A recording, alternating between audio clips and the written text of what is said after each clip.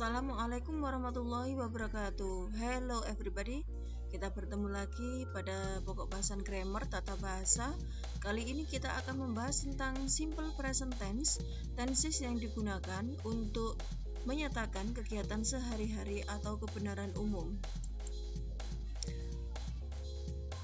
Apa yang akan kita lakukan hari ini? Yang pertama, hari ini kita akan mengulas konsep atau rumus dari simple present tense baik yang menggunakan to be maupun yang menggunakan action verb. Kemudian kita akan berlatih dan yang terakhir adalah kalian mengerjakan soal pada LKS. Oke, kita bahas untuk yang pertama, simple present tense dengan menggunakan to be. To be pada simple present tense adalah am, is, dan are.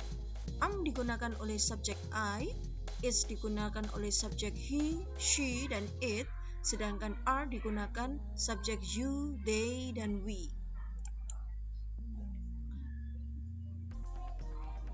Patternnya atau rumusnya untuk bentuk positif adalah subjek ditambah dengan to be, kemudian tambahkan noun kata benda atau adjektif kata sifat atau adverb kata keterangan. Sedangkan untuk bentuk negatif adalah subjek ditambah dengan to be, kemudian diikuti dengan not, kemudian ditambah dengan noun kata benda atau adjektif kata sifat atau adverb kata keterangan.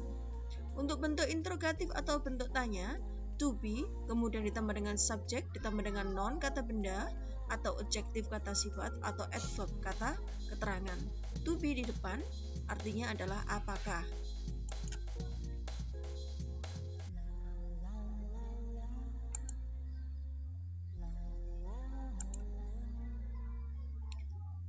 Selanjutnya, untuk contohnya, bentuk positif. I'm a 7th grade student. Saya adalah siswa kelas 7. I adalah subjeknya, am adalah to be-nya, a 7th grade students adalah noun-nya atau kata bendanya. Noun phrase di sini yang digunakan. Kemudian bentuk negatif. She is not teacher at my school. Dia bukanlah guru di sekolahku. She adalah subjeknya, kemudian diikuti dengan is to be-nya, baru kemudian tambahkan not di belakang to be-nya. Teacher adalah kata benda. Interrogatif, bentuk tanya. Are you a doctor? Apakah kamu seorang dokter? Are adalah to be-nya, di sini you adalah subjeknya, karena subjeknya you maka to be yang digunakan di awal adalah are. Kemudian a doctor adalah kata benda.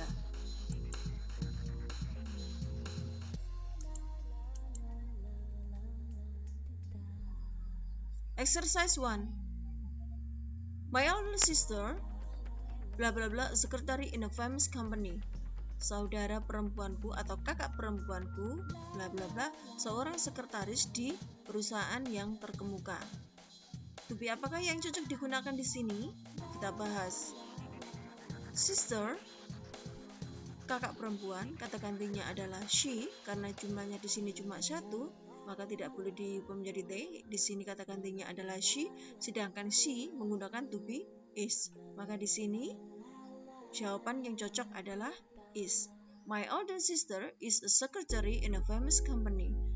Kakak perempuanku adalah seorang sekretaris di perusahaan terkemuka. Exercise 2, bentuk negatif.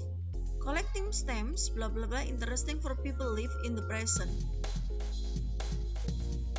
Koleksi perangko, interesting, menarik, for people, untuk orang-orang live in the present, saat ini. Collecting stamp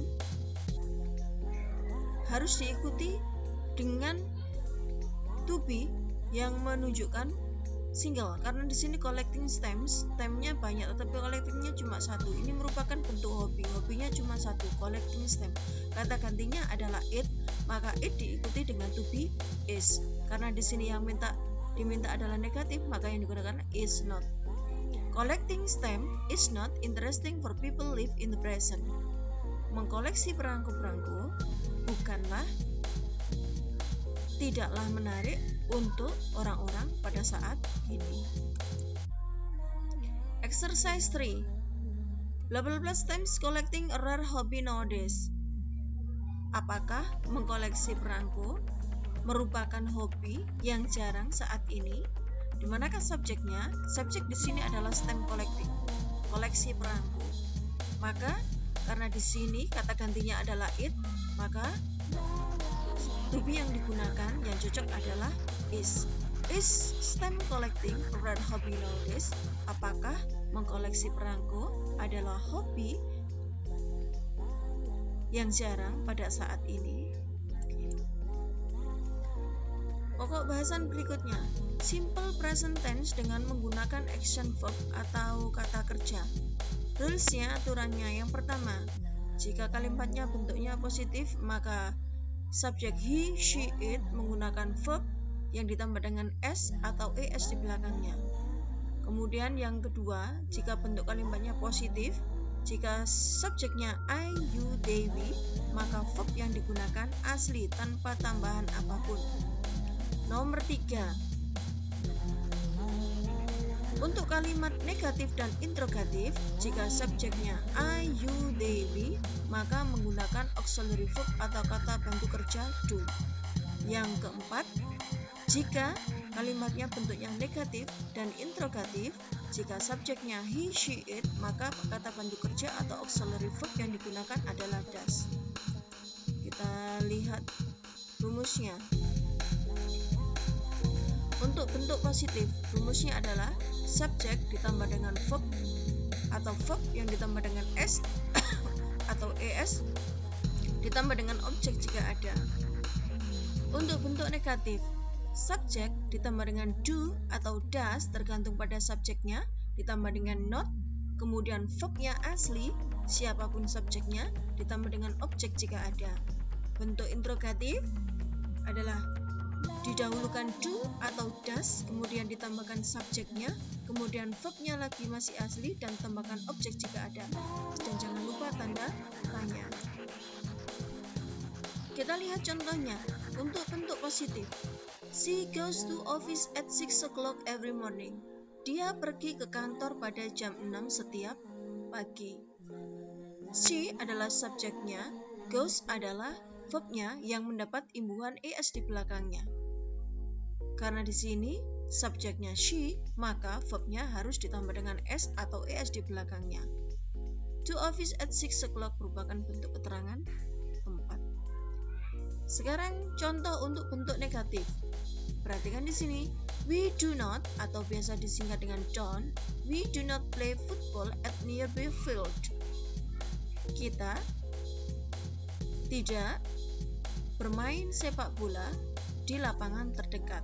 We adalah subjeknya, sedangkan do adalah auxiliary verb. Menggunakan do karena di sini subjek yang digunakan adalah we. Not menunjukkan bentuk negatif, play sebagai kata kerja asli, football adalah objeknya. Yang lainnya adalah keterangan. Bentuk interrogatif atau bentuk tanya. Do you work at the hospital? Apakah kamu kerja di rumah sakit? Do adalah auxiliary yang digunakan karena di sini menggunakan subjek you. Kemudian work adalah kata kerjanya, at the hospital adalah keterangan tempatnya. Jika memang kamu kerja di rumah sakit, kamu bisa menjawabnya dengan yes, I do. Tapi jika tidak, no, I don't. Kita coba lebih mendalami lagi. Exercise 1. Dolphin, whales, and sea otters, bla bla bla in the ocean. Karena di sini subjeknya dolphin, whales, and sea otters, maka kata gantinya adalah they. Kata kerja yang cocok digunakan adalah live, bukan lives. Yang benar adalah live. Dolphin, whales, and sea otters live in the ocean.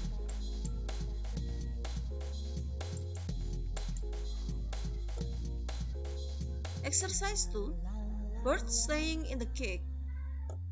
Kita cari bentuk negatifnya menggunakan don't like atau doesn't like. Karena di sini birds menggunakan bentuk jamak, buktinya adalah ada penambahan s di belakangnya. Kata ganti untuk birds di sini adalah they.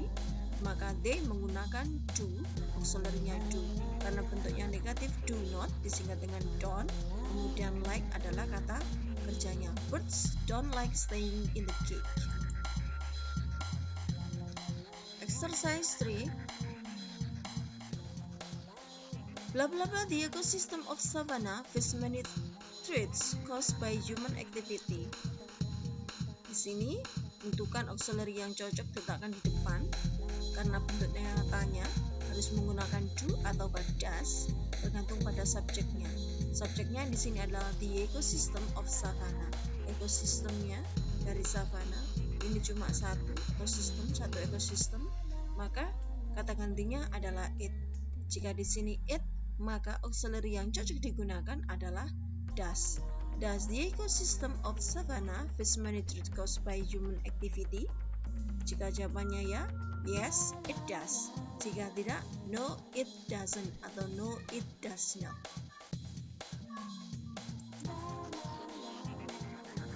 Oke, thank you. Saya kira cukup sekian penjelasan saya berkaitan dengan simple present tense. Silakan dikerjakan soal-soal yang ada pada lembar kerja siswa untuk menambah pengetahuan kalian. Kemudian mengecek pemahaman kalian terhadap tenses yang baru saja diterangkan.